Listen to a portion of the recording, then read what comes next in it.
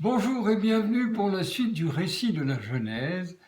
Comment Dieu a-t-il réagi à la calomnie de son adversaire et à la désobéissance des humains qui a provoqué leur renvoi sur une terre de souffrance atteinte par la mort? Nous avions laissé nos deux humains remplis de honte et de crainte, fuyant le regard de Dieu dont ils craignaient la punition. Or, quand Dieu vint le soir dans le jardin, il appela l'homme en disant seulement « Où es-tu » Il voulait lui faire prendre conscience du point où il en était arrivé, loin de sa présence, craintif et honteux.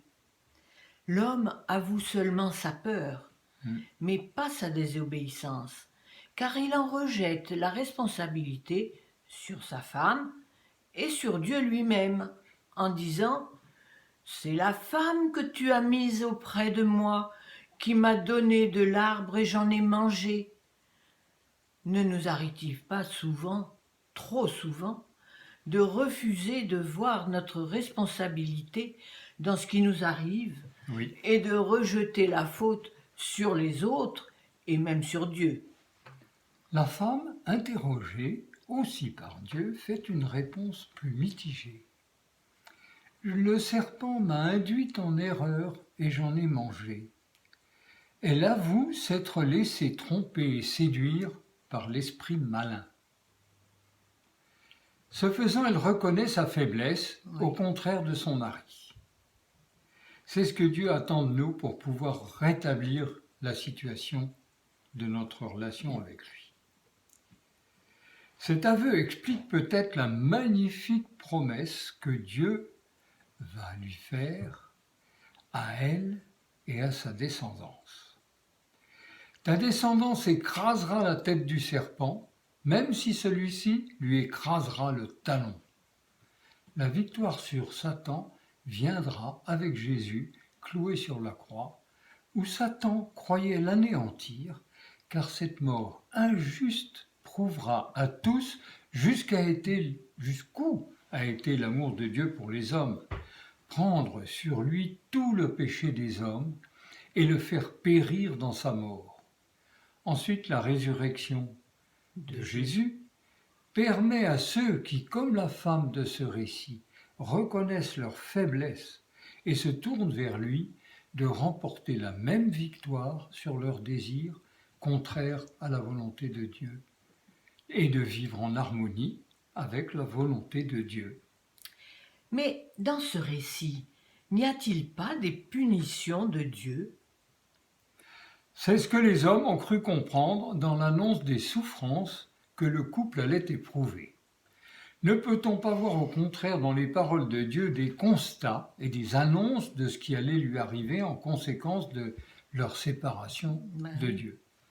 Les actes de vie qui leur incombent respectivement, donner la vie à un enfant pour la mère et nourrir la vie de la famille pour le père, allaient devenir douloureux puisqu'ils allaient sortir du jardin et de la présence visible de Dieu. Ce n'est pas une punition, mais le constat des conséquences de leur prise d'indépendance par rapport à Dieu. Il semble que c'est ainsi qu'Adam l'ait compris, car des paroles de Dieu, il ne retient que la promesse qu'Ève sera mère, donc qu'elle ne mourra pas tout de suite.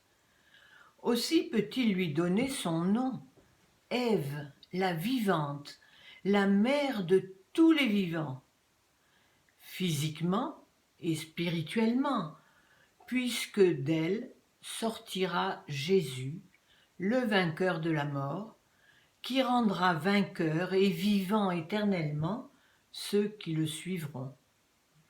Dieu continue à s'abstenir de reproches et fait alors un geste incroyablement symbolique et prophétique.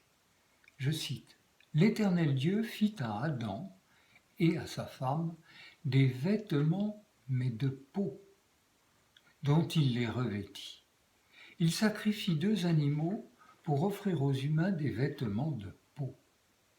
Par ce don, il remplace la ceinture de feuilles vraiment peu protectrice réalisé par les hommes et qui leur offre une protection physique plus efficace contre le froid de la terre inhospitalière qu'ils vont maintenant habiter. Mais symboliquement, ce vêtement de peau sera une nouvelle peau. Cachant leur faiblesse d'abord, un vêtement de la justice accordée par Dieu, pour leur permettre de surmonter les difficultés et les tentations qu'ils rencontreront toute leur vie. Le prophète Ésaïe dira plus tard, en effet, en parlant du serviteur de Dieu, qui sera Jésus, la justice sera la ceinture de ses reins et la fidélité la ceinture de ses hanches. C'était une allusion véritablement à ce geste de Dieu à la création. De plus, prophétiquement, le sacrifice fait par Dieu pour revêtir les hommes pécheurs et leur permettre de vivre, ce sacrifice annonçait celui de Jésus pour pardonner le péché des hommes et leur offrir la vie éternelle. Cette promesse incroyable révélait dès l'origine tout l'amour de Dieu pour ses créatures, même déchues. Le récit de la Genèse se termine sur une dernière promesse. Ah bon ? Les hommes vont sortir du jardin où ils ne peuvent continuer à vivre, car en ayant accès direct à l'arbre de vie, symbole de la vie éternelle, ils prolongeraient dans l'éternité le mal qu'ils avaient introduit dans leur être et dans le monde. Alors une souffrance éternelle n'est vraiment pas ce que Dieu veut. Alors Dieu met à demeure à l'est, mais à demeure à l'est du jardin d'Éden, les chérubins et la flamme de l'épée qui tournoient pour garder le chemin de l'arbre de vie, ce que je lis. Qu'est-ce que cela signifie ? Oui, on se demande. On a fait de ces figures des anges guerriers qui interdisaient aux hommes déchus de retourner au paradis. Ce n'est vraiment pas une perspective réjouissante et prometteuse, et je dirais même, est-ce vraiment conforme à la volonté de Dieu ? En effet, et c'est toujours la peur de Dieu qui est à l'origine de cette interprétation. Mais il y en a peut-être une autre, qui répond mieux à l'image de Dieu d'amour que Jésus a voulu donner quand il est venu sur la terre. Dieu place les chérubins, des sortes d'êtres représentants de son jugement, pour garder l'accès du jardin d'Éden, du jardin du paradis, et ces êtres montrent le chemin en faisant tournoyer une épée étincelante. Chacun. Car il y en a deux. 2 ou 4, ça on le saura plus tard dans la Bible. On verra. Ainsi, le chemin de la vie éternelle, qu'est Jésus lui-même, est non seulement conservé, mais il est montré à tous par l'épée de la parole de Dieu qui révèle l'amour de Dieu.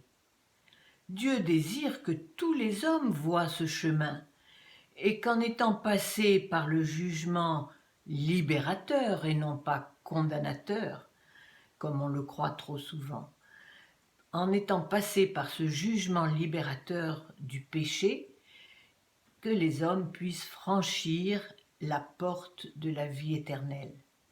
N'est-ce pas là la plus belle des promesses de ce chapitre 3 de la Genèse que nous t'invitons à relire et à méditer encore, tellement il est riche et beau.